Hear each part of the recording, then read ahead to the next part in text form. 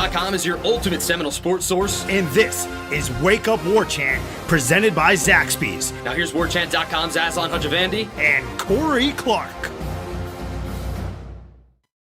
Here we are with you, buddy. That was good, man. That was nice. Well done, buddy. Yeah, everybody probably missed the first 10 seconds of it. We're going to have a show open. It looks kind of cool and fancy. It's got Corey's face all over it, flashing the deuces. So it's always a good thing. Welcome on into this live edition of Wake Up Warchant, proudly presented by Zaxby's. Indescribably good. This is also your Wednesday podcast. So thanks for listening to us on the podcast form of things. Lots to talk about. Obviously, Florida State coming off a pretty tough game against Miami. But before we get to all that, Corey, how you doing, man? How you doing? Pretty tough. That's a good way to describe it. I'm doing good, man. I also like that you get Marvin Wilson coughing while he's walking into the practice field. That was a cool part of the intro too. But that was real well done. He was yawning. He was actually yawning. So I got. Oh, well, that might be even worse. Well, that's all they tired. Wake up. You got to wake up, Marvin. By the way, I've been saying it for 3 years now since they hired Willie that morning practices are dumb. How much more evidence do we need that they don't work? I mean, these guys are sleepwalking at 8 p.m. because they're used to being in bed. They're used to getting all their physical exertion done at 9:15 in the morning, not at 9:15 at night. So their body clock's all off. So let's figure it out, Norvell. I'm doing good, buddy. I'm doing good. Might even have some Zaxby's tonight for dinner. Nice. I think I am. I don't think that's even a maybe. I think that's that's a definite. Well, trust your judgment, man. Trust your judgment. I think it's probably the right thing to do, man. So wings and things. I think I'm going to go with little wings and things. Okay. All right. Very nice. I like it. I like where your head's at. So we spoke to Mike Norvell on Tuesday afternoon, as well as 4 offensive players. Offense goes on Tuesdays.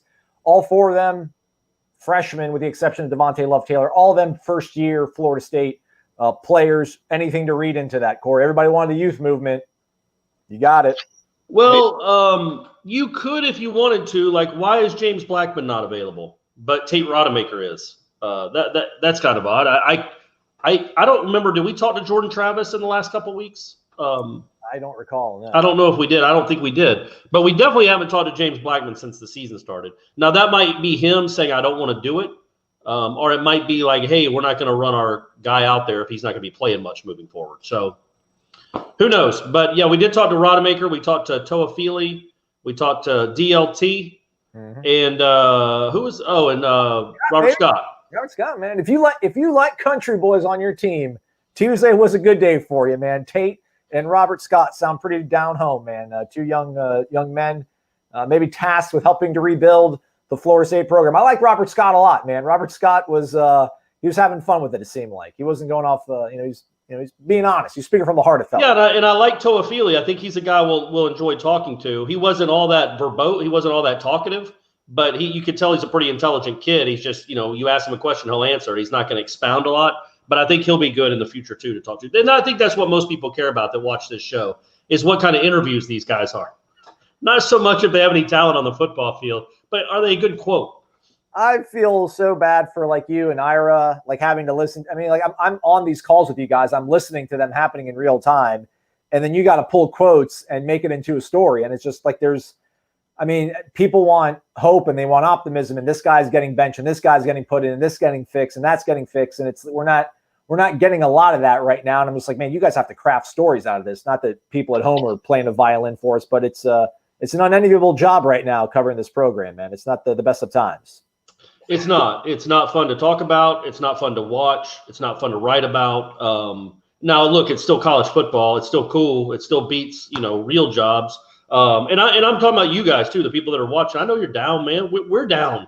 I know, I'm mainly objective, but it's a lot cooler to cover a team that wins than it is to not. People are in better moods. You get to see better football. You get to write better stories because people are engaged and number one, want to know about the kids, but then also the kids will open up. There's just a lot of cool stories out there, and it's just so much more fun when you're winning. It just is. You guys know that, and this is just. It's not just that they are now on a 4-game losing streak. It's that, 2 of them were absolute blowouts, and the other 2 were games you should have won. You have more talent than those 2 guys. You're on a 4-game losing streak. I don't know. Have we had one? Maybe 2009 we had one. I can't remember the last time there was a 4-game losing streak, and then you're coming off an absolute beatdown to a decent, not great Miami team. Yeah, it's a dark time. It's a dark time, and the only hope is that there'll be some sort of sunshine here shining through. Chandler McBride asks, guys, am I the only one who feels like the players, especially older ones, just don't care whether they win or lose? I'm on the fence about even going Saturday, and I never miss home games. That's always a tough thing to dabble in, man, because I think the kids are trying hard, and then, when the game gets out of reach, are they still going to go out there and give 100% when it's, a 4-touchdown deficit in the third quarter? That's, you don't want to advocate to quit on your team like that, but it's part of human nature. I don't know. I mean, I think, again, the defense played. They forced a whole bunch of third downs on the first 2-3 drives they had. It's third down. You'd have heard that a lot if it was Doak Campbell.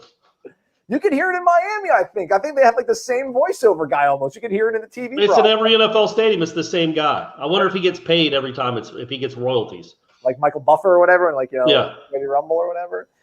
Yeah, I don't know, man. Do they? Yeah, I think it's a little too harsh to say they don't. And I don't know that you were saying that. I think it was a question. Do they care if they win or lose? There also is a chance, and a good one, that not even a chance. It's the truth. Some of these guys just aren't very good. They're just not great, aren't even good college football players. So they can care all they want.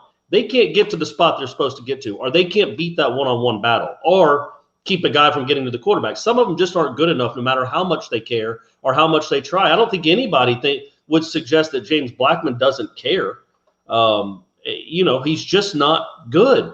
So I think you make decisions. Number one, and Norvell was talked about this. I think he knows everybody's kind of beating around the bush about what are you going to do at quarterback, and he wouldn't tell us anyway, even if he was directly asked. But he talks about how you've got to play. Yeah, playing young guys is important, but every decision they make is about winning that game that day. That's the only decisions they care about, not what happens in 2021 or what's best for the team in 2022. It's what's best for the team on October, whatever that is, 3rd, 2020. That's who's going to play, the kids that give them the best chance to win. I think there's a chance that you have a youth movement, not only because it does give them more experience, but I do think in some cases it gives you the best chance to win. We know what these guys are. We know what some of these guys' ceilings are. Janarius Robinson, unless something completely flips in the next 3 days, does not give you a good chance to win on defense. He just isn't doing anything. So find somebody that can make an impact, because he's not doing it from that position. Jaden Lars would be. I don't know that he gives you the best chance to win. I haven't seen anything from him. I'm not saying he's playing terribly, but he's certainly not playing well. He's certainly not standing out. And you could go all along down the line. Durden, Marvin Wilson hasn't been great by any stretch. Robert Cooper, even before he got hurt, wasn't making an impact. Emmett Rice, Leonard Warner, they're all over the field. So I don't know. My personal opinion is play the guys like Lundy and Steven Dix, and you saw Steven Dix got like 45 snaps. He's one of the guys now. And I think Steven Dix isn't playing just because, hey, he's young, let's get him some experience, let him do some reps. Steven Dix gives them the best chance to stop an offense, right? Yeah, I guess. So, and yeah, who knows, man? I don't know what the quarterback situation will be. I just think it's hard to say they don't care. I do think they care. I think some of them are embarrassed. I think some of them aren't. And the ones that aren't, you can tell when a kid. I know there's been images on the sidelines the last few years when Florida State's going through another blowout where they show the Florida State sideline and some kids are joking, some kids are laughing. If those are veterans, they don't need to play much anymore because it should be embarrassing. But I don't know. I haven't seen that this year. I'm not saying it hasn't happened. I just haven't seen it. So I don't know that they don't care. I just think it's been a stark slap in the face, as I like to say, that some of them just aren't very good. And, whether they care or not, whether they bleed garnet and gold or not, it doesn't matter. They can't make plays on a football field. Flabby Gilmore coming on in hot. Welcome on into the show. Flabby dropping $25 in the tip jar, saying go the 2010 Champ Sports Bowl route. Play the young guys. These are glorified scrimmages this year. Great opportunity to evaluate for the future. But before that, Corey, we got to play. There we go. Flabby in the house. I like it. What a nickname too. Old Flabby. We appreciate it, man. Thank you very much. I didn't figure anybody would be donating anything this week. I figured y'all be asking for money from us because of what we've all had to, what you guys have had to go through and endure. I think that's a good point. I wouldn't necessarily call them glorified scrimmages because they still count and people are still upset. when you lose to Georgia Tech and get crushed by Miami. But yes, this season is a mulligan because literally everybody gets their eligibility back. It is unlike any college football season that's ever been played. I would not have a problem going that route. That's why I would not have a problem throwing Tate Rodemaker out there and just saying, learn, get better. If Chubba can play at all, throw him out there and say, learn, get better. Go. Nothing prepares you like game reps, man. Nothing prepares you like game reps. So get as many guys as you think. Like, don't you think some of the coaches know already, even though they've only been around these freshmen for what, 2 months now? I bet there's a few of them that they know it's going to be a hard road for this kid to even make an impact on this team. But that kid has a chance. That kid has a real good chance. Let's get the kids that have a real good chance and get them on the field and see how they react. It's just so crazy to say that it's like a mulligan throwaway season because – no, I don't think it's a throwaway season. I'm just saying that all these kids get a mulligan in the sense that they get a year of eligibility back. And look, nobody's making excuses for Norvell saying like, man, what are you going to do? He had to deal with COVID. Not just that he got it, but the whole season's goofy. That still doesn't excuse 52-10. But, it is you almost, when you get beat that badly and lose to apparently another bad Georgia Tech team, and lose to Jeff Sims, who hasn't stopped throwing interceptions since he left, Doak. You can almost say, look, man, this whole season is just to get better. We are not winning anything of note this year. We can still go to a bowl game if we're 1-10. Yeah. So there's really nothing on the line other than getting prepared for the next college football season when it's going to feel like the real thing. So in that instance, yes, I'm all about it. Like, go try to beat Notre Dame, but all right, just figure out a way to use these games as not use them as games to just get better. I know that's stupid to say. It doesn't even make sense. But it is just 1% better, Corey. Just get 1%. Right. I want them to start saying like 4% better. 1% ain't cutting it, guys. You know what I mean? That's the 1%. Even if you've gotten 1% better the last 10 days in a row, it's not nearly as good as getting 20%. So let's pick up the pace a little bit in the percentage better you get. But yeah, I think these games can be invaluable for next year. I don't know that the coaching staff looks like that, but I think depending on how, let's say, the next 3 or 4 games go, they might very well start to look like that. And going back to the Champ Sports Bowl, which, by the way, it's because I'm me and I'm a little OCD. It was actually the 2011 Champ Sports Bowl. In 10, they played in the Peach Bowl. So, but that's why I always go back to that Champ Sports Bowl when they just said, screw it. Our offensive line isn't any good. We can't block anyone. Let's play the kids that have not played a single meaningful snap all year. Let's let them start. Let's give them all the reps in practice and let them start this bowl game against a very good Notre Dame defense and see how they respond. And it worked out. I mean, they did get EJ's leg broke, but after that, it worked out and they still won the game. I know you don't want to relitigate the Willie Taggart era. There's a lot of people that continue to defend him and think that he got a raw deal. So I do wonder if we'd take this approach in judging this program and this coaching staff with kind of like, hey, this season is sort of lost. Do what you can to build for the future. Like, ultimately, of those 22 games, 21 games, however many Willie had, I mean, year 2 is ultimately what sunk him, right? Because he got all the equity. He cashed it all in to get a new coordinator, to bring in Jim Leavitt. And if they would have started winning games last season, if they would have been able to hold on and beat Boise, if they would have cruised past Louisiana Monroe, if they would have been able to beat a ranked Virginia team on the road, like, he's still here. So ultimately, you can say this isn't fair. He's not, Mike Norvell's not getting the same sort of heat that Willie Taggart got. But I think ultimately, man, the disappointment of year 1 didn't get him kicked out of Tallahassee. It was what he did in year 2 that didn't keep him around. It's compare again. We don't want to keep doing this every show, but it's comparing apples to elephants. Like, Willie Taggart was fired after his 21st game. Nobody after his second game was saying this is a joke. You got to get rid of him. He was judged on the 21 games that he had played and a lot of mistakes that had happened off the field, on the field, everything. But I don't know that you can suggest that, okay, Mike Norvell's getting, like, Willie Taggart wasn't thrown under the bus after 2 games. You know what I mean? He wasn't. Again, if you listen to this show back then, I was trying to find positives. I was trying to show, hey, there is a chance. He has turned programs around before. The first season is usually rough. So nobody was calling for his job after 2 games. If 21 games into Mike Norvell's career, they look like they did in the 21st game of Willie Taggart's career, then that's apples to apples. And let's see what we do then. Let's see how we're talking about it then. Let's see if they made any strides.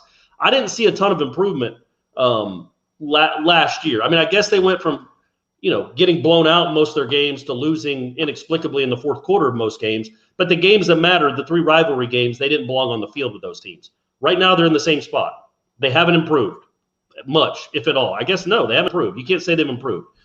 But let's see what they look like after 21 games, and then we can have that conversation. Right now, it just seems, nobody was calling for Willie's job after 2 games, even though he barely beat whoever that was, Sanford, and then got crushed again on the road by Syracuse. Even after that, nobody was calling for his job. So you can't compare how we talked about Willie Taggart at 20 games into his career as how you talk about Mike Norvell after 2.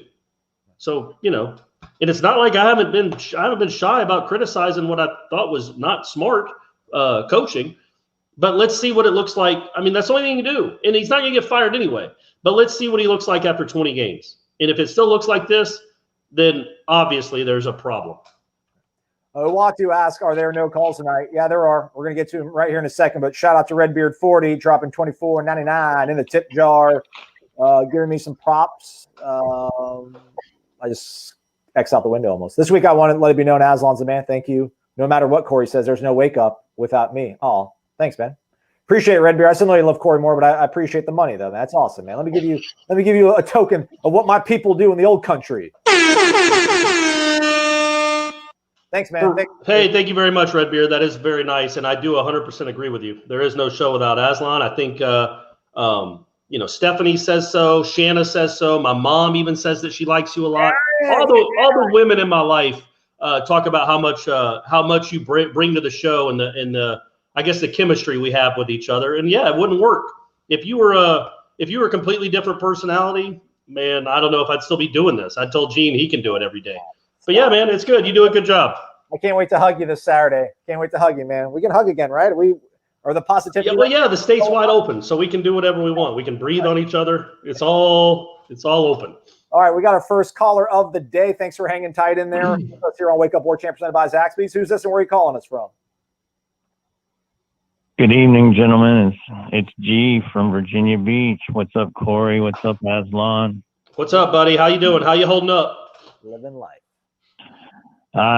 Well, my heart is now finally where my head is, realizing this is going to be a rebuilding process and we just need to move forward.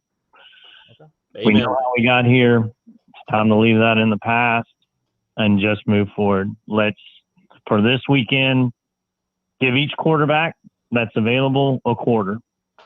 Give Chuba a quarter, give Jordan, if he's healthy, a quarter, give JB1 a quarter, give Tate a quarter, and see what plays out.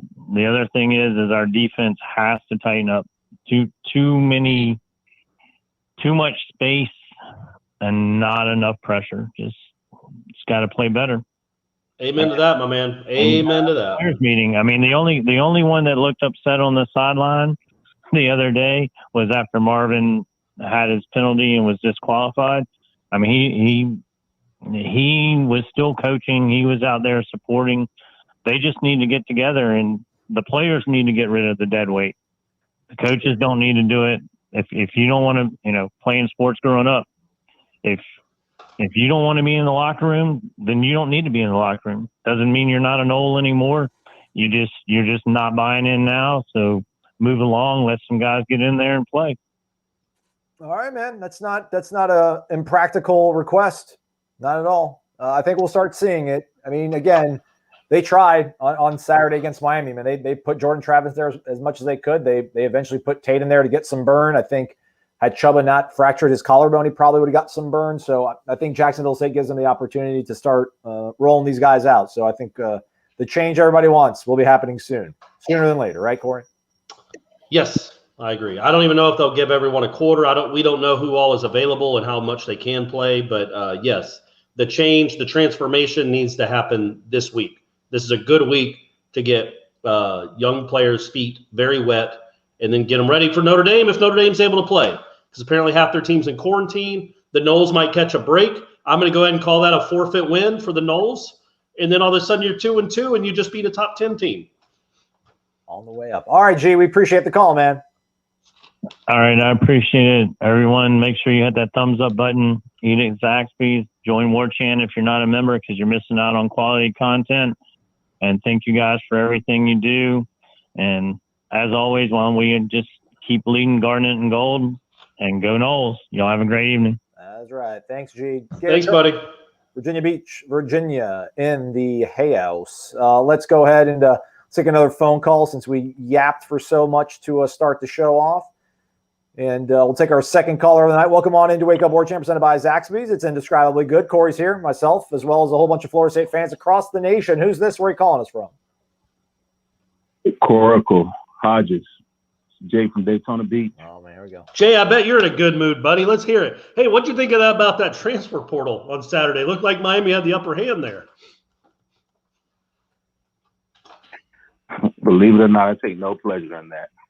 Oh, no, I know you don't. And the things you said in the summer, I hope you didn't think I was disagreeing with you because, trust me, Derek King would have been a huge step up from what they see. I don't know what Florida State can do to make themselves more appealing to transfers because Miami hit it out of the park with like 4 or 5 of them. They really did well. And, look, I know this is what you wanted to talk about, but I just want to make this point real quick, that Miami went from a team, again, that went 6-7 and got shut out in the bowl game by Louisiana Tech, lost to Georgia Tech, lost to FIU, to now be a number 8 in the country. Now, I don't know that they're 8th best team in the country. I don't think they are. But still, it's exciting over there. And it took really just a few players. So maybe Florida State isn't that far away from being not back. It's going to take a while to be back.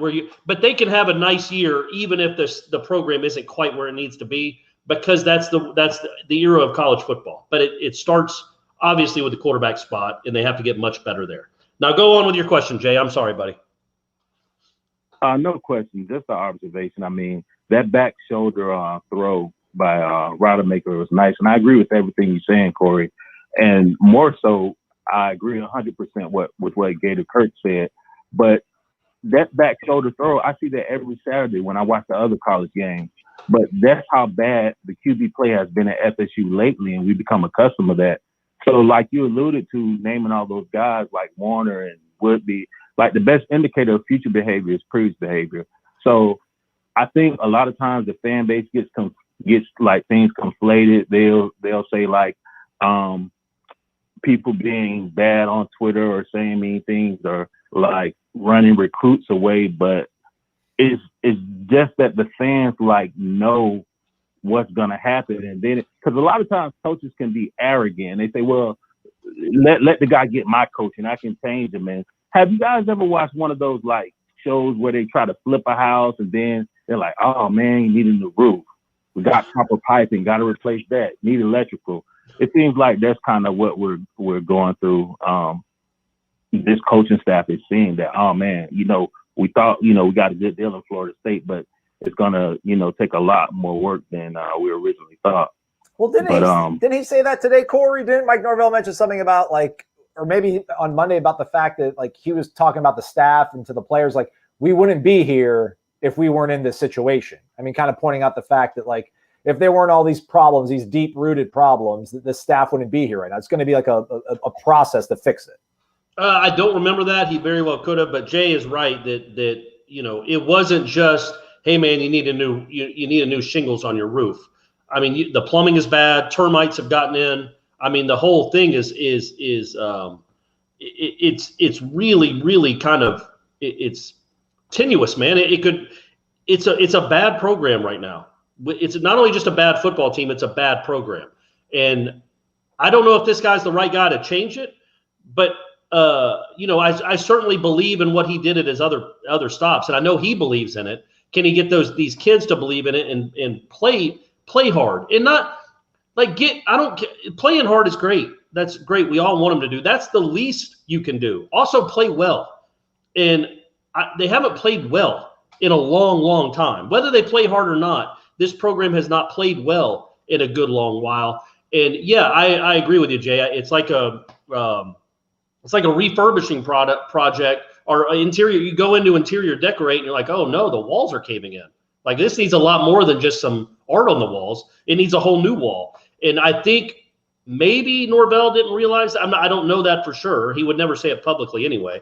Maybe he didn't realize how big the job was as far as how big a reclamation project it's going to be to get this program. It's not going to be that hard, I don't think, to get this program back to 7 wins. I just think at Florida State you can do that with a really good quarterback, with a couple dynamic players and dudes that play hard. But getting it back to where Florida State needs to be, well, that's a much longer road to hoe. All right, Jay. Anything on your way out? Last thing, guys. Yeah. Toa Philly looks great. And listen, I mean, guys, we know guys are great guys, but hey, if Maurice Clarett stepped on campus, it doesn't matter who's playing running back, how nice of a guy they are. You're sitting down because Clarett's coming. So just want to give a shout out to Aslan, man, for asking that question. I haven't seen a coach give somebody a look like that since Taggart. The question to end the press conference? Is that right? When you asked about Mike Leach and Rhett Lashley? Yeah. Sorry, man. Yeah, my bad, Mike. Sorry, man. I was trying to figure out a way to ask him something else, and then that came out. I don't know. Just want to get it. I appreciated this, what you were trying to ask. Maybe bring it up. Hey, well, Mike Leach just threw for 630, and Rhett Lashley just crushed your team. Yeah. Maybe you didn't appreciate that much, but hey, man, maybe you just went and made him work harder. There we go. All right, Jay, we appreciate the call, man. You be well. Thanks, Jay. All right, go Noles. He's right about that too, man. I didn't comment on it, but the back shoulder throw, that's a nice throw by Rodemaker. But it's a throw that almost every college quarterback in the country makes routinely, and it's just not happening a lot, or has not happened a lot in Tallahassee since kid won the Heisman and then went to the Bucks. Yeah, that's just the thing. Like, I don't even recall that throw. I watched like most of that game. It got him down to like the 10, maybe. Yeah. Or maybe it was it was on the last drive. It was to Portier. He was running even with the DB, and then he just threw it on his back. He threw it on his back shoulder. Portier stopped, caught it, and went out of bounds. I think it was like a 12-yard gain. It wasn't anything special. He did throw it from across the field, so he showed a nice arm. But just the placement made it where only his guy could catch it, and it was simple. It's a simple throw, a simple catch, and that happens all over the country except here in Tallahassee. Well, not here. I'm not in Tallahassee, but you know what I mean. Oh, man. Shout out Dustin Smith donating or tipping us $24.99 for yammering. This one's for Corey. Also, what do you guys think about the freshmen? I really liked what I saw out of Toafili and Dix. Is he saying the money's for me? Give him the horn, man. Sound it up. Thanks, Dustin. I appreciate that, man. That's very, very nice. We do not take, again, I'm going to say it, as long as we do this show, we do not take this for granted. We really do appreciate it. You guys are way too kind. I thought Toafili was impressive. I think you look at him and go, okay, he could be, again, I'm not expecting any more Dalvins to come along in my lifetime, but he could be an all ACC caliber back. I think he's legitimately special. I think he's a guy that if he stays healthy, by the time, maybe even by next year, but certainly by the time he's a junior, well, I guess he'd still be a sophomore technically, even 2 years from now. He's a 13, 14, 1,500-yard rusher. I mean, he's got something to him. I liked him. I think I didn't see enough from the two linemen to know if they're going to be any good, but I know their coaches like them. And what I thought was interesting, was it today that Norvell was talking about just how they understand leverage?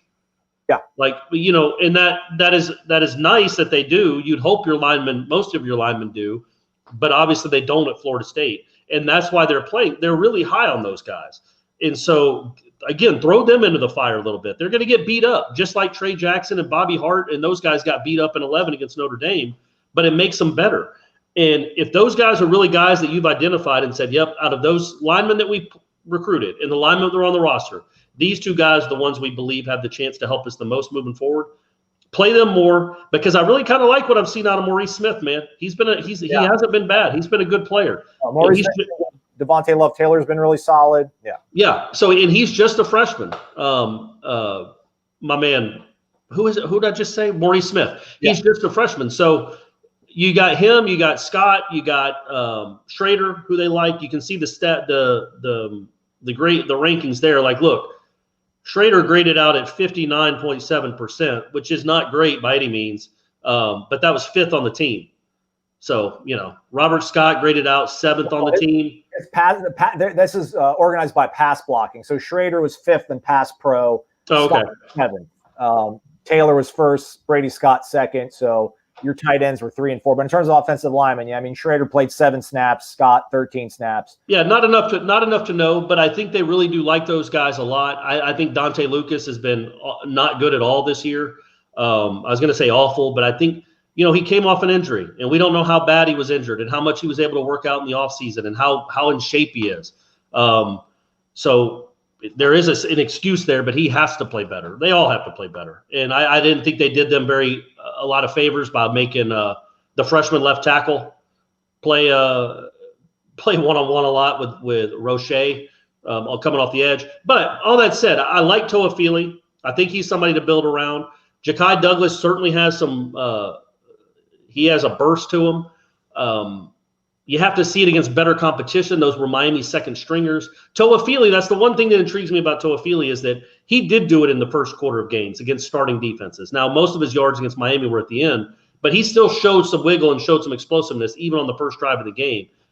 Get more of that. And then Dix, too. I think Dix is a guy you can build around a little bit. Amari Gaynor is a guy that I think is a throwback Florida State player. He's aggressive and hits hard and is mean in runs. I think that's a guy that can be a Florida. There are some building blocks that are young, but you just hope you start stacking other blocks on top of them. Also, then again, Willie recruited Toa Feely for a while, but this staff was able to close in on him, and they talked highly about Toa Feely before he stepped foot on campus. So he was the first recruit they called when they got when Norvell got the job. The very first call he made was to Toa Feely. Yeah. Thank you, Ed Limix. By the way, you are the man. Lamox. Sorry. Play Bucks in the tip jar. He's got a super sticker. If you're watching us on YouTube, there's probably a really cool graphic on the screen from him. Hit the thumbs up button. We would certainly appreciate that. Lebo 911 Garnet and Gold, $5 in the jar. Thanks, man. Appreciate that. I feel the senior class is the worst senior class in FSU history. Your thoughts? As always, great job, guys. Go Nolan. They got 9 more games, man. They got 9 more games, Lebo. You're not going to be saying that when they go 9-2, when they go 9-0 the rest of the way. No. If they beat Clemson or Notre Dame, there's no way they have that distinction. Yeah. We're not going to call them the worst senior class. I would know. If we want to get historical, right? The seniors in 1976 were the worst class in Florida State history. They went winless one year. They won 1 game the other year, 2 the other. And then I think Bounds last year they won 5. But, yes, they had the worst record of any seniors. This one is different, though, because these seniors came in, and all of them, I guess, were recruited by a national championship head coach at one of the top 5 programs in the country. And now they are not hyperbolic, not exaggerating, one of the worst teams in the ACC, probably one of the worst teams in the Power 5. I don't know how many other Power 5 schools lose to Miami 52-10. Or have their coach not there because of COVID. It's a litany of things that are wrong with this program right now. So, yes, I can understand the vitriol towards this senior class, but, they didn't recruit themselves and they didn't develop themselves. Other people deserve some of the blame as well. That was one thing I was thinking about last night for some reason. There was like a thread somebody posted. We're getting to a phone call here in a minute, I promise. Thanks for hanging tight on the phone lines, everybody. Somebody posted a thread on Warchant, like Tamorian Terry had taken down all of his FSU stuff on his Instagram, and I don't know the ins and outs of Instagram, like if you have a background or whatever, but all of his photos show him in his FSU uniform. It says he's in Tallahassee. And people are worried about him, maybe Marvin, these guys shutting it down. I think, David Hale from ESPN kind of asked, Norvell about that on Monday, and then he countered with, hey, if you saw the way Marvin was coaching this team up after he got ejected, you would know he's not going to quit on the team. I wonder how many of these guys are maybe going to be a little more tempted to maybe, blow off some steam after these games and maybe go out and start, maybe not being as diligent with social distancing and wearing their mask and not going to parties. I wonder how much of that will start to bleed in if the losses kind of start piling up. This team could use a COVID outbreak just to get a couple games off, get a couple weeks off. Maybe they should do that to avoid the Notre Dame game. Welcome to the party. Ray Pereira's in the house. Everybody give it up, man. Ray with $24.99 in the tip jar, man. We appreciate it. Thanks so much, guys, for real. I was talking Thank you, Ray. Terrible at taking compliments. I got to get better at this, man. I need to hold some sign or something to make it easier on me. Ray says, at least special teams look good. Tells me to keep up the tough questions. Corey, I continue to be amazed that these 4- and 5-star players on the defense play like 1-stars. Agreed. Again, I've said this since recruiting rankings became a thing. There are different levels to 4-star players. Some are Lawrence Timmons. Some are Achuko Jinije. Like, there is a big gap between the best 4-stars that are almost 5-stars and the dudes that maybe got an extra bump because who was recruiting them or who they committed to. That being said, yes, they are playing like they were not. They just, again, some of it is they're just not as talented as we thought. Some of it is they have not been coached well, neither by that previous staff or this staff so far. Marvin Wilson, God love him, and he did, man. It should be pointed out that play he got kicked out of the game on, of course, it's Florida State's luck. It was probably the play to point to say, you know what, that dude's still trying. He's still fighting. Look at that effort, down 38-3 that he, or 10, whatever it was, that he comes down and tackles a kid 17 yards downfield as a 310-pound defensive tackle. All the safeties are standing there, letting him run towards the first down. Marvin Wilson comes back and tackles him. He just happens to target him and get kicked out of the game. That's just Florida State's luck. So Marvin Wilson has not played like a dominant All-American. I mean, I know he gets double teamed a lot. I know they went with the weird 3-man front against Miami, and I know that he planted De'Aaron King on a touchdown throw, and he also forced a turnover in the first game against Georgia Tech.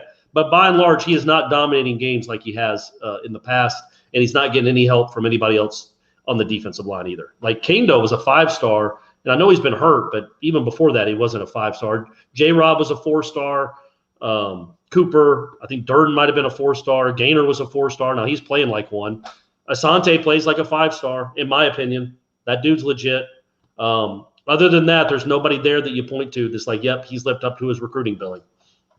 I thought Travis Chase shown a little burst here and there, but I mean, he's probably going to be out. We'll maybe get some clarification Wednesday when we speak to Norvell for the final time this week. But I pull up the Pro Football's focus grades. You know, people will ask, what has really Marvin done? You know, I mean, Marvin had over 500 snaps in 18 and 19 and graded out over 90 overall. And right now he's under 70. So there's something not clicking with him, and hopefully he figures it out. I mean, I wasn't paying that much attention to the front line when Florida State was playing defense, but there's a number of plays where, I mean, he's trying, he's getting double teamed, and he can't beat it. He's not pushing the guy back into the pocket and collapsing it. But I'm not throwing him out with the bathwater. I'm not throwing that kid out. So we got some weeks to figure it all out. And it could also be pretty easy to scheme around a really good defensive tackle. Yeah. You just help. And the other defensive tackle isn't winning the one-on-one matchup. It's just not happening. It's hard. It's a lot to ask. You know, not everybody's Aaron Donald. You know, Aaron Donald gets double teamed every game, and he just throws guys off them like they're not even there. Marvin's not that, because Marvin's not one of the best defensive players of all time like Aaron Donald is. But if you're going to double team one of the defensive tackles, the other guy has to beat the one-on-one matchup, especially if it's a Georgia Tech kid. Or Miami's offensive line isn't even that good. And they just don't. They just don't. Very rarely do you see a guy break through right away. And if it is, it's usually 21 somehow when they do decide to block him one-on-one or try to block him with a running back or something. Thanks again, Ray. Appreciate it, man. Thank you very much, Ray. Hey, 10 seconds on this, and then let's grab a caller. Aslan, Corey, if you could add one previous coach of the current staff to turn things around, who would it be and why? Pruitt. I like his defense. It's pretty good. I'm going to say James Coley. I'm serious. What do you think James Coley's strength was when he was at Florida State? Recruiting, right? Recruiting. We need that. There you go. Come on. Playing chess, playing 3D chess. All right, let's take a phone call. They've been hanging tight since we started the show practically. Thanks for calling in. Who's this and where are you calling us from? Oh, it's Mark from Naples, Matt AMCC. Oh, my goodness, Mark, man. Look at you hanging tight in the pocket, man. Thanks so much, man. How you doing, bud? I've been waiting too long in the pocket. I couldn't get rid of the ball fast enough. You're about to take a sack. Oh, man. You know, just real quick, the last two podcasts, today and yesterday, I can tell you who is getting 4% better. It's you guys. I mean, it wasn't just like negative to be negative. It wasn't, the obvious, so we need a change in quarterback, or it was just like real, like sombering, reality, no sugarcoating. So, well done. Thanks, man. Thank you, man. Thank you. I wish we would have seen it coming a little more in August, because I think we gave some people some false hope. But that wasn't like just being I don't know. We weren't just building it up to build it up. I thought it would look different. I thought James would look different. I thought these guys would be able to coach around his deficiencies, and they have not. They have, in fact, exploited them so far through 2 games. But yes, it has been sobering and sombering that we're all. But like I keep saying, I'm not being funny. We're all in this together. So it's gonna be so much sweeter when we get out of it, whenever that is. Yeah, I agree. So, I mean, real quick, I want to talk about this week because we can't lose to Jacksonville State. I just looked it up. This quarterback Cooper from Clemson has accounted for 72 touchdowns rushing and passing the last 2 years. And I know we want to talk rebuild and getting the youth in there, but I the way the defense has been playing, this could be a track meet. Can we score 38 plus points to win? We can't lose this game. So I just want to talk about, let's get a win under our belt, and what can we do to just, outscore them? Because it looks like that's what we're going to need to do. That was going to be my question, Corey. That was one of the questions I wanted to ask. I'll say it for today, though. Just like they've had since August, they started practicing on August 1st, Jacksonville State. They haven't played any games. So I think that's obviously a benefit for Florida State because they're not, playing heads up, real physical contact. They've scrimmaged like 5 times, though. And they've had like 8 weeks to prepare for Florida State. And this defense is having problems with mobile quarterbacks. Jacksonville State has a mobile quarterback, but ultimately, you hope if Tate's going to play extended minutes or extended snaps, he's going to be able to find some of these open receivers that James maybe has been missing. But I don't think it's going to be a cruising Saturday. We're going to see some of the same warts for sure. They're not going to.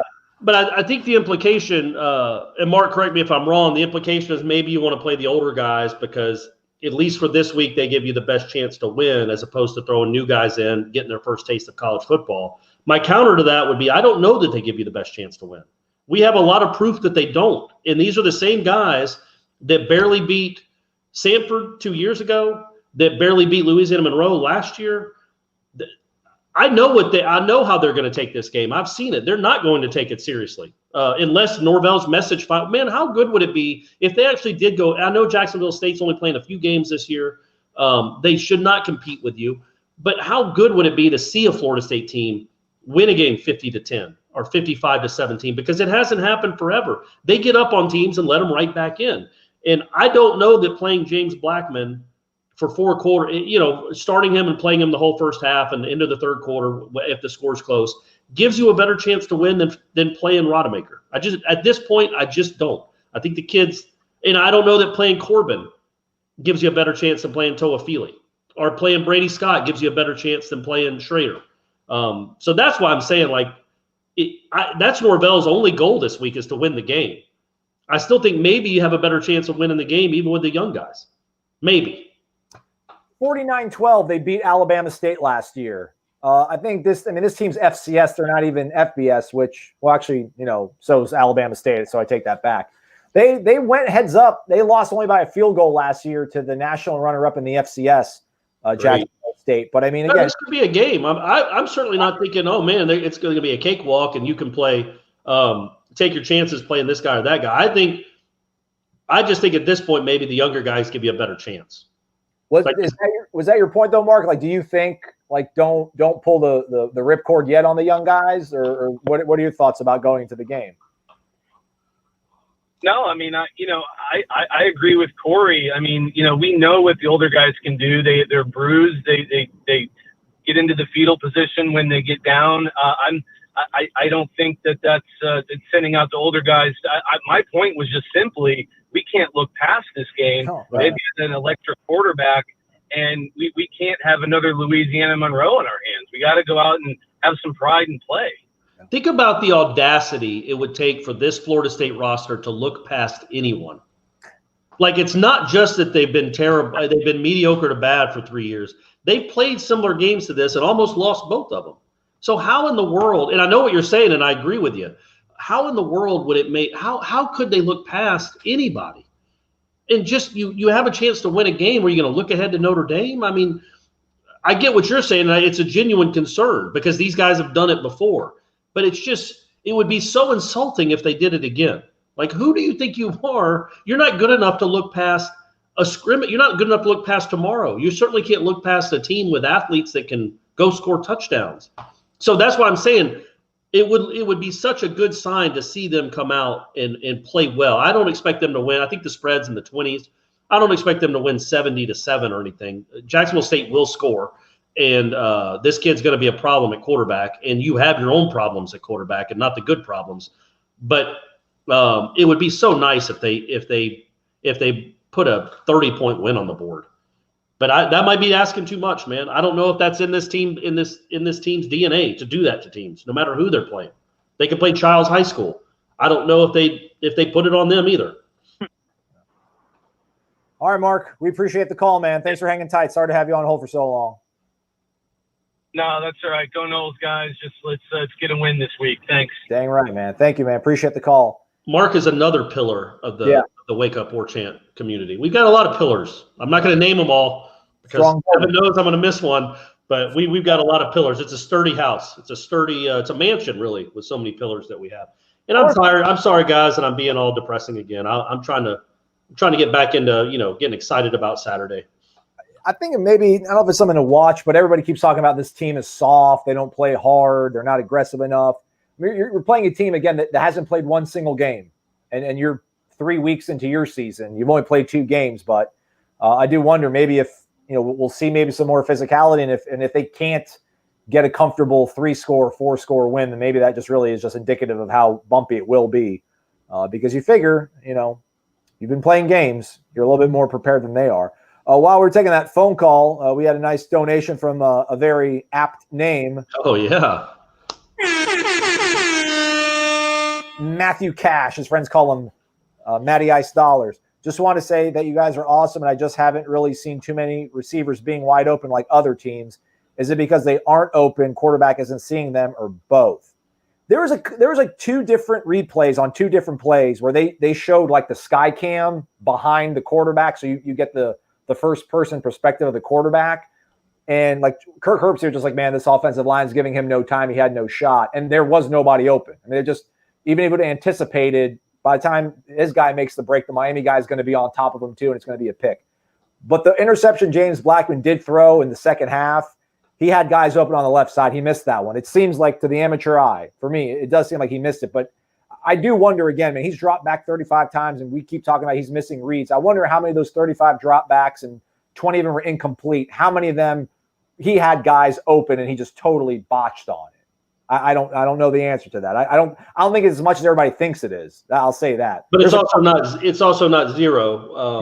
And when you talk about quarterbacks taking sacks, the offensive line gets a lot of heat for that, and deservedly so at this program. But not every sack is on quarterbacks. They just aren't.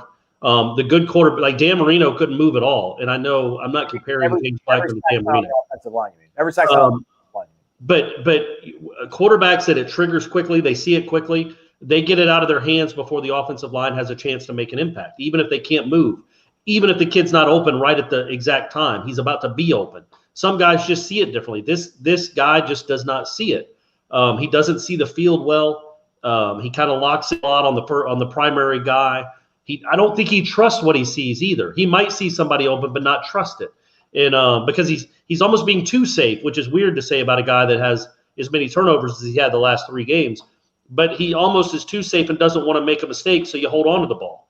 And these guys are getting old. I don't think they're being blanketed every time. I just don't. Maybe this past game they weren't open that much. I know Terry not being 100% certainly didn't help.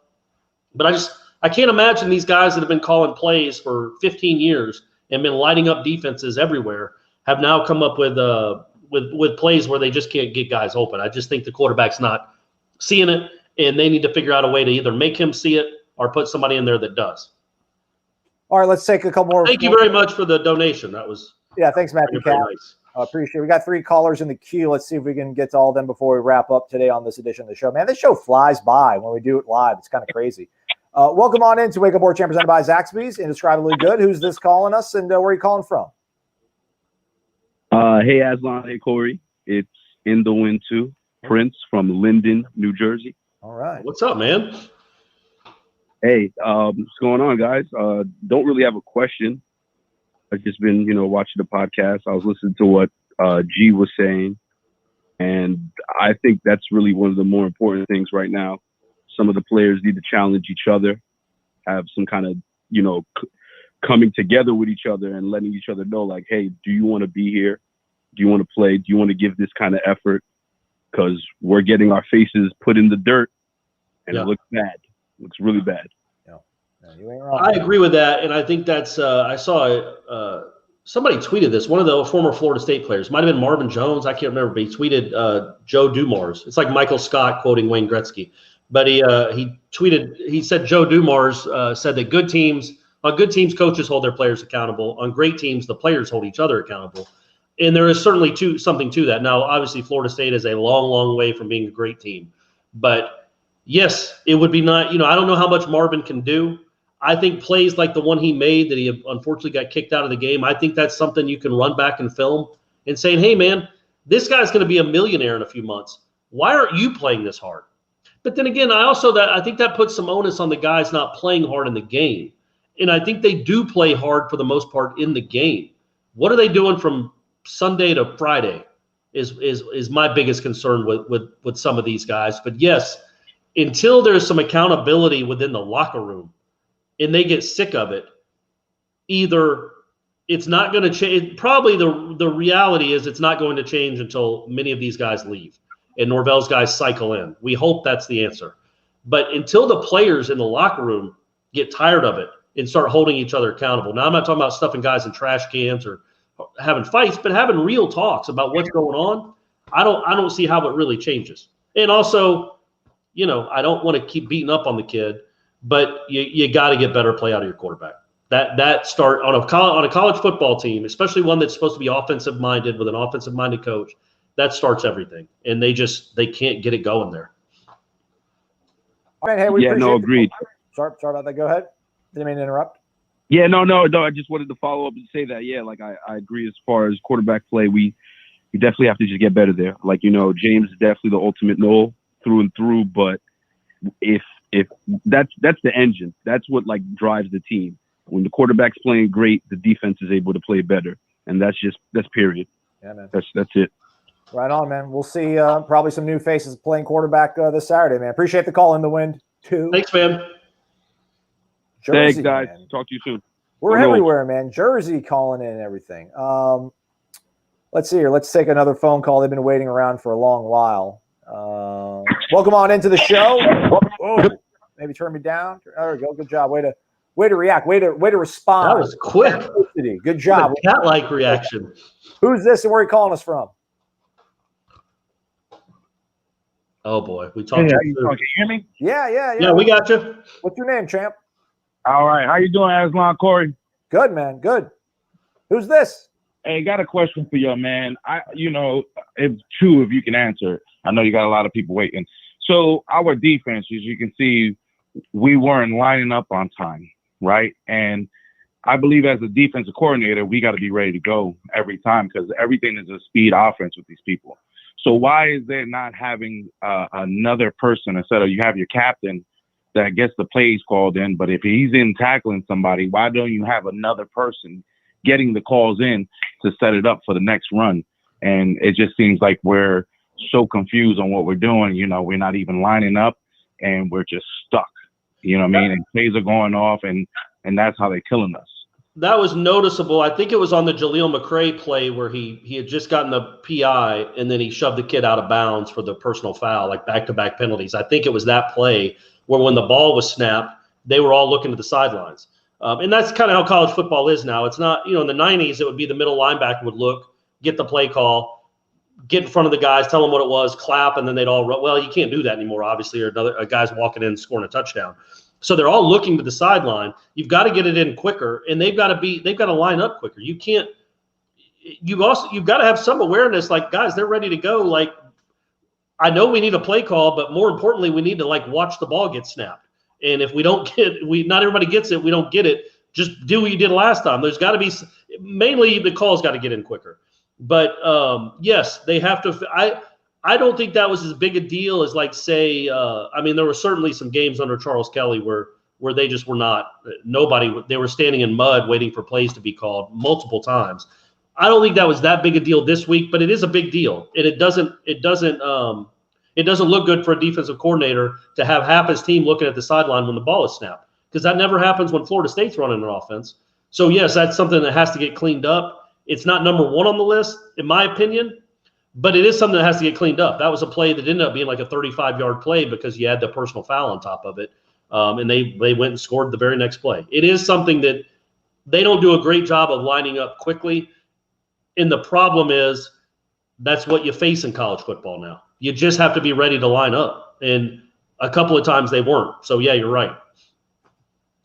And also, too, do you think Dugans is recruiting the proper receivers we need? You know, people who are teachable. Because I know, like you said, everybody's looking for a 6'3" who can run and fly and everything like that. But, you know, once again, these 4-star recruits that we're getting in they can't even get open. So are we recruiting the best, and is Dugan the man for us?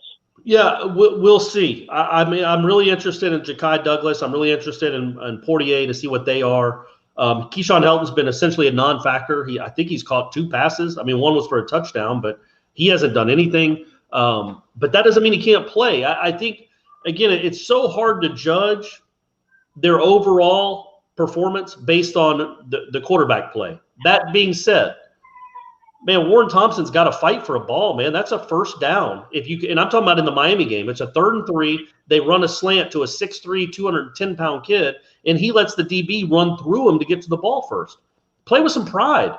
Play with some competitive spirit and catch the ball. The game is still somewhat in doubt at that point, but if it's a number 3 and out, you have to punt. They go down and score again, and the game's over. Like, you want to see those steps being made. I think the whole fan base is probably where I am with Warren Thompson. It's like, man, you better start doing something quick, or you don't need to be on the field anymore. Those 2 drops, the drop in the Miami game, or the PBU he allowed because he didn't fight for it, coupled with the Facebook post his mom made on Willie Taggart, coupled with what he did over the summer, he is persona non grata with a lot of the Florida State fans, and he's too talented to be this mediocre. Not even mediocre. He's been bad. He hasn't made any impact at all in 2 games. Terry gets a little bit of the benefit of the doubt because he has made a ton of plays in the past, and he's not 100%. But so far, the biggest play Warren Thompson's made is drawing a targeting call because his quarterback almost got him killed. Get better, or you're right. Find guys that suit this offense better, because it certainly doesn't seem like the guys that are currently on the roster do or have so far through 2 games. But I don't know that you can hold that to Dugans, right? Like, Maybe he has now an edict from Norvell and Dillingham. These are the guys we're looking for. Now go find us these guys. So we'll see. We'll see what Portier and Ja'Kai Douglas end up being. That was a long-winded answer. I apologize for that. Yeah. All right, man. We appreciate it. No, it's cool. Aslan, ask those questions, man. You got to put them in the hot seat, baby. That's the only way we get answers, and I appreciate you for doing that. We need it more. People got to be accountable, man. I hear you, man. All right, man. Thanks for the call. Appreciate it. You got a lot of fans with that, buddy. I like it. Well, some people are upset. Somebody characterized it as a Bush League question, which, whatever. There's always there's that part of the fan base that just doesn't like their coach, not being, given proper respect. They thought it was disrespectful, but it's such is life. It wasn't disrespectful. I think I would have, and it's easy for me to armchair quarterback because I don't ask questions anymore. But maybe the way you ended it was good. You know what I mean? But bringing up Leach and especially Lashley, kind of put him on the defensive, which is fine. I mean, he's a first-year coordinator, and he turned a program that was terrible last year into one of the leading offenses in the country in 1 year. Is it as simple as De'Aaron King? And is it that hard to turn an offense around? You scored 23 points in 2 games, man. You can't get mad when somebody brings up Mike Leach and Rhett Lashley. It just could have been a little more maybe a little more couth. I'm not upset by his reaction. I wasn't trying to be a jerk about it. It sounded like I came off as a jerk. His reaction is fine. I'm not upset. It didn't hurt my feelings. I understand he wasn't happy with it, but it's maybe we'll be replaying that that question and that answer 2 years from now when we're getting ready to go to the Orange Bowl. Right? And like how that turned it around. Yeah, we'll have drinks. Well, maybe on Chubba's Heisman night. There we go. All right, yeah, that's what I'm talking about. Kevin Bruce donates $6.66. Performing criticism on the Demons and get a win. He says, "Please get a win. Please get a win." I grabbed the phone call. They've been waiting forever. We have like 2 more people in the queue. I don't know if we're gonna be able to get to everybody here, but this person's been waiting for like over 25 minutes. So speak your piece. Welcome into the show. Who is this? Hello? Yeah, hello. Is it Jeremy? Hey, it's Jeremy. How you doing? Hey, what's up, man? How you doing? Aslan, that question was spot on perfect, man. Don't take any criticism from that. It's not about me. It's about the team, man. What's on your mind, Jeremy? I even texted one of the Volusia County guys and said, you have to see this. It was also cool. Jeremy, didn't you think – I know that you liked the question. Critical of him, but I think he sent a bad message to the team when he started Warren Thompson game 1 after causing civil unrest among the team. If he starts Terry this week, is he doing the same thing again, essentially? No, because we don't know exactly what went out. They showed a split second of Terry and Dugans yelling at each other, but it might have just been, Dugans might have yelled at him like, why are you, getting mad at him for the offsetting penalty? And then when you watch the replay, well, all right, you can see why Terry got mad. He wouldn't let go, and so that's football. That happens. So that might have been squashed immediately, and that happens all the time on football sidelines. There's guys that yell at each other. You don't really want to challenge a coach, and I don't think Terry did that. But I think he was emotional and yelled why he did what he did. But I think more important with Terry is if he's healthy or not. If he's not healthy, then there's no reason to put him out there, because that certainly was the Tamarian Terry that we've ever seen in that game. He was just basically useless. It was weird that they ran that reverse with him. I don't think that sends nearly the message because of his his resume, his portfolio. The fact that he did come back for a season when he could have gone and been, I don't know, a 2nd or a 3rd round pick, and he'd be in the NFL right now. I think he has a lot more benefit of the doubt as far as getting a start after and I don't want to call it an altercation, a scene on the sidelines, than Warren Thompson for what he did that was much more calculated over the summer. All right, and lastly, was there any point in the game, I know we weren't going to win, but that you were watching the game and you said, man, if Norvell was here, this would have been very helpful? No, not really. No. In hindsight, maybe the play gets called in quicker, and they don't get the false start penalty on the first drive if he's there, and maybe he's a calming presence. But yeah, I mean, at the time, maybe when Dillingham says, "Let's go with the reverse pass from Jordan Travis," Norvell's like, "No. Let's get the ball to Toa Feely." Like that would be the only thing I can think of. But yeah, and by the way, it's a great play by the defensive end to stay home. He should get credit too. It's just, again, it was going to be an 18-yard loss. You throw it, the drive is over anyway. I know Dillingham was saying you got to know to throw it away. Sure, call a better play in that spot. But anyway, I can't think off the top. Maybe, I don't know, because they came out of the locker room after halftime. Not only did they score, but the energy on the sideline you could see was different. I mean, you really could. I think I saw Cyrus Fagan like getting all excited after a first down to Cam McDonald, which was cool because Fagan wasn't even playing.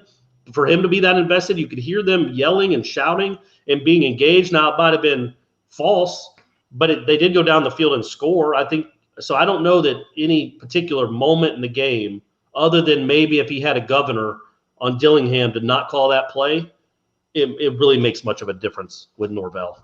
But that's easy for us to say. We don't know. Maybe it's easier as a player to, I don't know, not give up. They didn't give up, but not to play as hard if your head coach is on his couch in Tallahassee. Yeah. All right, Jeremy. Hey, well, thank you guys. You guys have stepped your game up this week, man. As always, take care, guys. Thanks, Jeremy. Good dude. Good. I was trying to ask him. I wish we could get this better, where when I start talking, people. Oh, I can hear you. I can hear you, Corey. Oh no, I was going to ask you, Jeremy. I was asking you when you brought up Aslan's question. I know a lot of people liked it, a lot of people didn't, but I also kind of like Norvell's response. Like, I like my coaches getting angry. Like whatever it takes, man. Like I like that he got pissed and he didn't hide it. And that's what Aslan kind of is for us. He's the guy that pokes the bear. He's got a little stick. He's going to jab you every now and again to get you coaching right, to get your mind right. So you're welcome, Seminole Nation. Thanks, Jeremy. But he Appreciate asked it 100% respectfully. Yeah, I tried, man. Thanks, Jeremy. Appreciate you, man. Take care. Bye. All right, we got 2 other callers. Let's see if we can maybe shoehorn them in here. Welcome on into Wake Up Warchant presented by Zaxby's. We're kind of running low on time. Can you make it quick? Thanks for calling, though. Who's this? Hey, I'm Ryan from Tallahassee. I had a quick question. So, number one, have you guys heard anything about the standalone practice football facility? Like, I know we're having some problems recruiting players with the quality of that we're putting on the field, but with ticket sales down, with boosters down, losing games, I mean, is that just pretty much dead in the water? No, I don't think that. I think the new head of Seminole Boosters, that is a priority. That has to be done to be competitive with all the programs you're going to be recruiting against. It is just so hard to get something like that off the ground right now, not just because the program is now 18 and 22 and 40 games, but and on a 4-game losing streak, but because of what we're all going through as a country, as a world. So that is a priority, though. When the world gets back to normal, completely normal. I know we're all open in Florida, but when the rest of the world catches on and everybody's open, everybody's living life, it's gone, and we can go on with life again, I do think that's a top priority for him. It's just ground has not been broken, and probably won't be broken for some time, but it isn't something that's just going to go away. They do think they need it. All right, man. Maybe we'll still get that $1 million donation from Willie Taggart.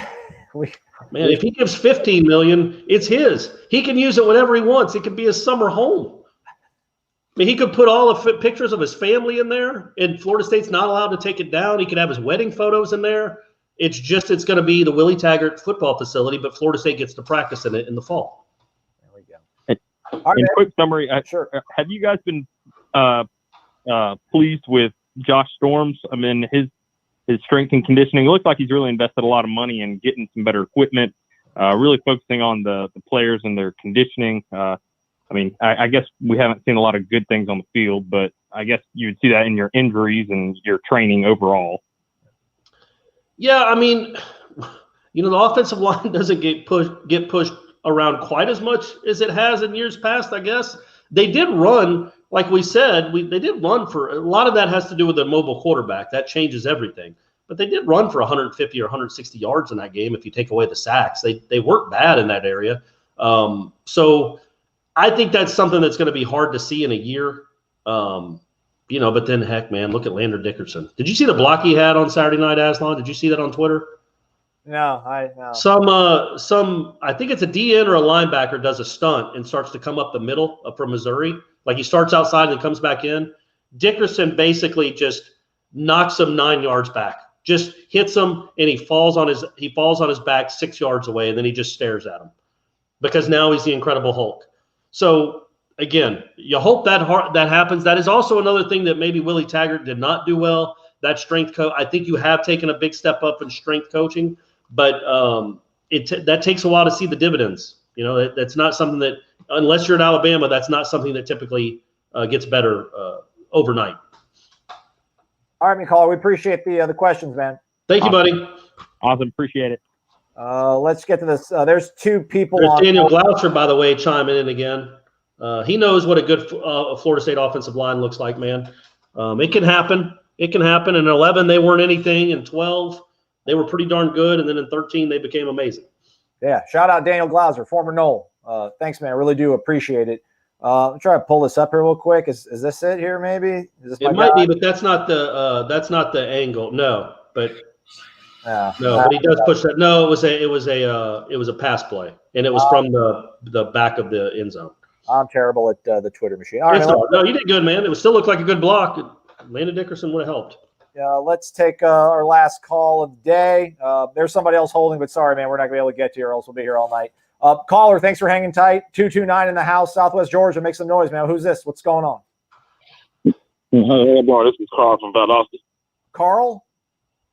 Yes. All right. What's up? What's going on, Carl from Valdosta? Hey, I got a question. I hope Mike Norvell is listening. Can y'all please stop starting James Blackman? He's been there 4 years, basically technically 4 years. He's a redshirt junior. Mm-hmm. Yeah, 3 coaches, and he seemed like he cannot get it right on the field every time. I love that, Carl. I love that you waited 10 minutes to say this. You're so passionate about it. Carl, what I want to know is, did you ever see Rodemaker play in high school? Yeah, Tate Rodemaker, and matter of fact, I graduated from Boston High School in 2005. Okay. So Tate Rodemaker, I've been going to the games. Tate Rodemaker, he looks good in high school. Just give him a shot. That's all I'm asking. Just give him a shot. I think it'll happen. And I know Chuba from Arizona. I know he's hurt. I know the other guys hurt, but just give him a shot. That's all I'm asking. Just give him a shot. See what he got. I think it's going to happen. I think you speak for about, I would say, 99.9% of the fan base too. They just want to see something different. Nothing against Blackman as a kid, but we've seen the movie before. We know how it is. We've seen it too many times. Yeah. All right, Carl. That's all. Nothing against him. Thank you. Thank you, man. Thank you, Carl. I like going out like that. You think Norvell watches this? He probably does, right? We are sorry, but the show has ended. Goodbye. Sorry, callers. We had to drop out of it. I think I don't know. No, Norvell doesn't watch it, but there's an analyst that watches the show and reports back to him, gives him cliff notes. Probably, because we got a lot of good ideas. He should be like, you know what? They're right. Maybe James Blackman isn't a great quarterback. I never thought about that before. So yeah. Shout out to Mark. Mark called. Mark waited forever. Mark still threw $25 in the tip jar. Appreciate it very much, man. Thanks to Daniel as well. Shout out to everybody. Thank you, Mark. Thank you very much, man. I would disagree. It's not a lot of fun to do this every week. It was much more fun to talk about the 13 team and even the 14 team. Although the Jameis off the field stuff made it a bit of a grind, but still it was just more fun. We're trying to do the best we can. Again, we've never been through this before either. So we're all learning to adapt to this together, and we really appreciate the donation, man. Thank you. Thanks to Mark. Thanks to Daniel Glauser. Thanks to the Miami fan DJ. He threw $2. There you go, DJ. You up there, whatever. Get out of here, man. Go, Why not $52, DJ? You couldn't throw $52 at us, too. Go get ready for your thrashing against Clemson next week. Kevin Bruce, Matthew Cash, Ray Pereira, Lebo, Ed Lamox, Dustin Smith, Redbeard, Flabby Gilmore, man. We really do appreciate all the tips. I mean, it's great that everybody's still kind of tuning in, watching the show, listening to the show. I know everybody's disappointed with how things are going, but you quitting on the team is not going to help anything. So we do appreciate you guys still tuning in, using your time to join us on the show, man. Right, Corey? Absolutely. Well said, Aslan. Finish it up. That was a good way to end the show. All right, man. We'll speak to Coach Norvell and defensive players on Wednesday. That's the last availability of the week. So maybe we'll try to get some insight into the quarterback position and possible changes that you guys are all hinting at. So we do appreciate you guys again for watching. Stay connected to warchant.com. Live chat tomorrow, recruiting, 5 p.m. with Michael Langston. We'll see what that Miami game did for the prospects that are on the board. Thanks for watching, everybody.